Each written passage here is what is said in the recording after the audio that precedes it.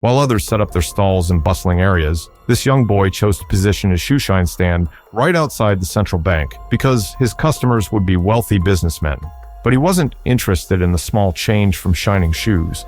Instead, he worked slowly and meticulously, deliberately taking his time so he could overhear the financial secrets discussed by his wealthy patrons. After they left, he'd jot down what he'd heard in a notebook. These snippets of invaluable financial knowledge became the foundation for his dream of becoming a banker.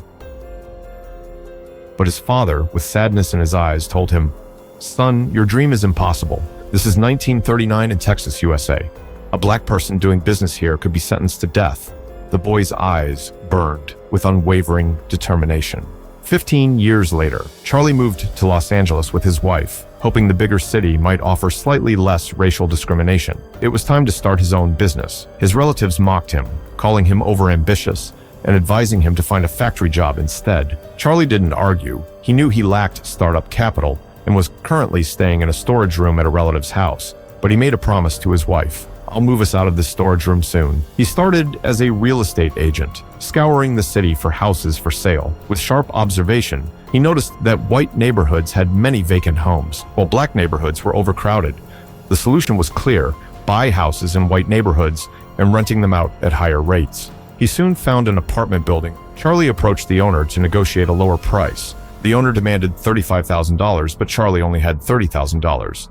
Embarrassed, he asked if he could pay the remainder after renting out the units. Though the owner admired Charlie's cleverness, he refused, unwilling to take the risk. As Charlie prepared to leave, he spotted a calendar on the wall with the name of a bank manager printed on it. An idea sparked in his mind. He immediately returned to the owner, then headed to the bank listed on the calendar. But the receptionist refused to introduce him to the manager. Undeterred, Charlie waited outside until the manager finally emerged. Pretending to be a friend recommended by the apartment owner, he struck up a conversation, claiming they were working on a deal together and needed a $5,000 loan. Predictably, the manager rejected him. Back home, the phone rang. It was the apartment owner.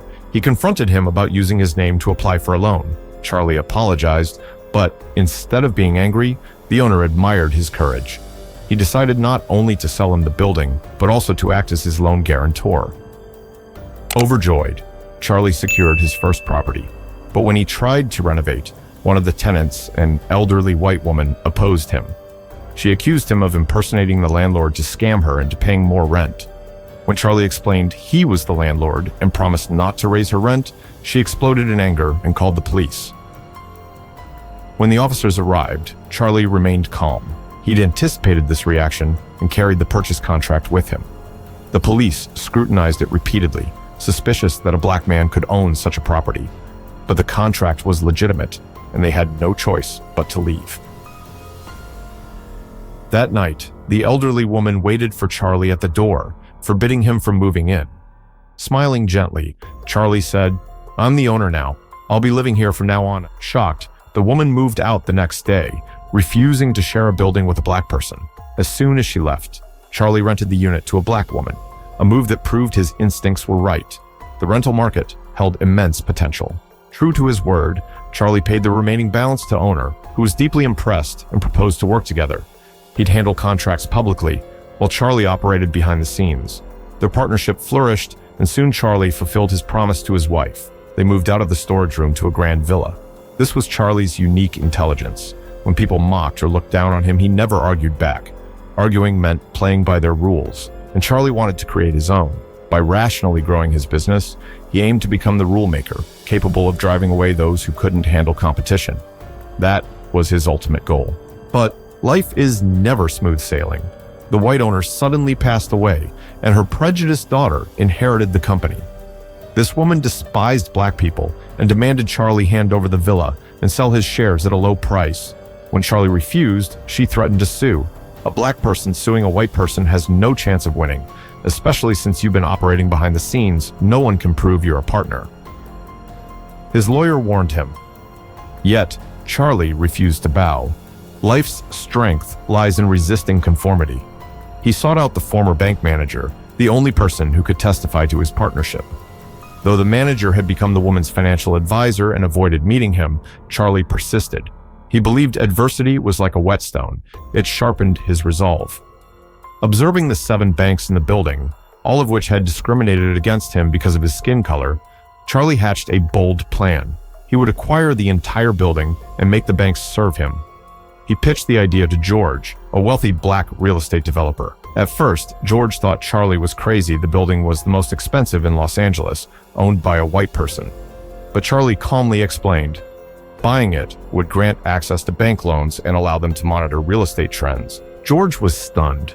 He saw that Charlie wasn't a dreamer, but a rational strategist. Partnering with someone like him couldn't fail. Though George was wealthy, he was constantly constrained by white society. If they could succeed in a white-dominated space, it would validate their lives. But as black individuals, they couldn't appear in negotiations without scaring off the seller. They needed a white frontman. Charlie chose Mark, a young man who had helped him before, even defending him during a police visit.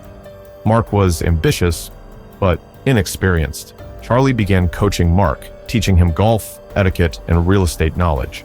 Mark excelled, transforming from a clumsy handyman into a polished negotiator who could calculate property values mid-game.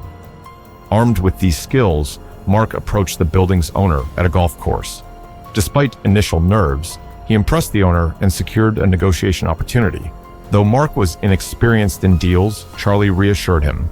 By analyzing the building's nighttime lights, Charlie had calculated its occupancy rate. Subtracting operational costs, he determined the profit margin. All Mark had to do was memorize a string of numbers.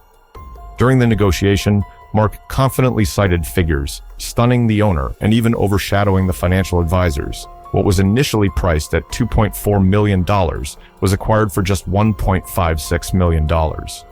From then on, whenever Charlie entered the building, the bankers greeted him warmly, leaving the former manager who had once dismissed him ashamed.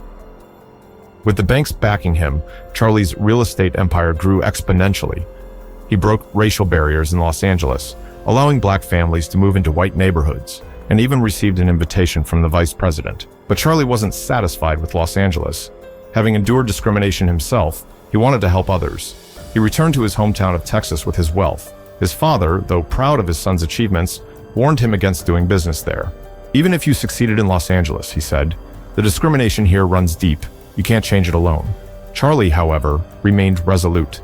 He decided to acquire a Continental Bank, the very place where he'd once shined shoes. George strongly opposed the idea, reminding him that in Texas, black people caught doing business could face imprisonment. But Charlie wouldn't listen. Seeing his determination, George reluctantly agreed to join him in this risky venture. True friendship isn't about applauding your success. It's about standing by you, even when danger looms. Once again, they sent Mark to negotiate. To ensure safety, George posed as a driver. Midway through the deal, complications arose. The owner, desperate to protect his son's job, offered only 80% of the shares, meaning a white executive would remain in the bank. This meant Charlie couldn't appear publicly, but the contract was already signed. He continued issuing loans to black clients from behind the scenes. One day, the owner's son confronted Mark about the unusually high number of loans issued that month. Mark nervously claimed it was to expand business and increase shareholder profits. But the son suspected foul play. He secretly followed some borrowers and discovered they were all black. Meanwhile, Mark urgently met with Charlie to devise a solution. Unbeknownst to them, the son photographed their meeting. The next day, he confronted Charlie, threatening to report him unless he surrendered his shares. Even Charlie's connection to the vice president wouldn't save him in Texas. Charlie refused to back down, confident the son wouldn't report him. After all, the son owned 20% of the bank, and reporting would mean mutual destruction. But Charlie underestimated the depth of the son's prejudice. Inspectors were sent to audit the bank. Mark suggested transferring Continental Bank's loan operations to a smaller bank he managed. In truth, Mark had his own agenda. He wanted a bank he could control, something Charlie had once promised him. But Charlie doubted Mark's ability to manage it.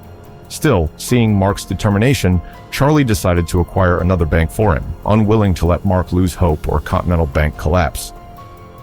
Though they temporarily evaded the inspectors, Charlie couldn't change Texas's systemic racism. Racist graffiti was everywhere, and worse, Mark proved incapable of managing his new bank. Loans were approved recklessly, leading to chaos. When inspectors announced an audit, Mark turned to Charlie for help.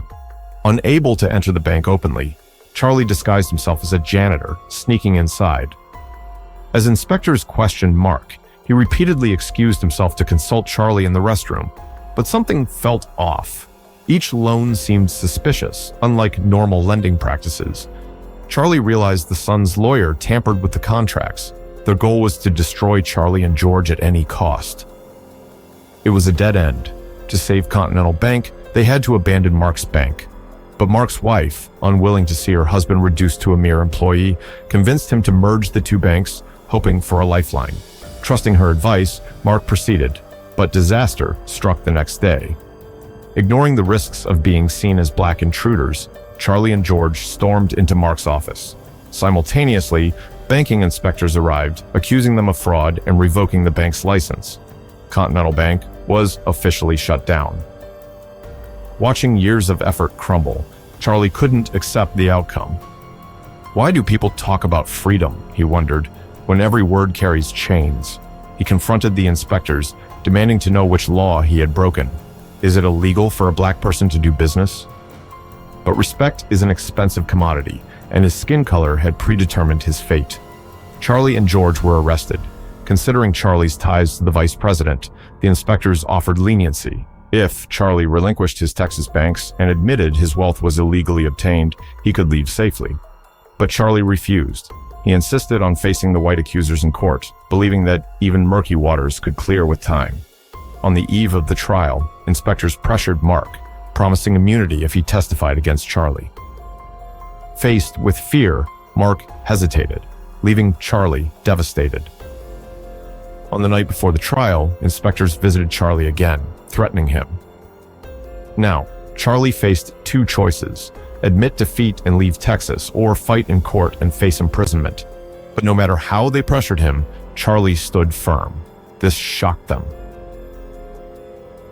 On the day of the trial, Charlie reassured George, rational his entire life, he decided to follow his heart this time. After the hearing, Charlie and George's assets were seized, and they were sentenced to 3 years in prison. Upon his release, his wife and George were waiting for him. Though stripped of everything, his wife remained loyal. Later, Charlie and George teamed up again in the Bahamas, rebuilding their real estate empire. This is the charm of rationality, making wise decisions, acting rationally, and achieving maximum results with minimal cost. Looking back, those who once discriminated against and bullied him were far behind. To conclude, my favorite line: life is a one-way ticket. Once you set off, there's no turning back.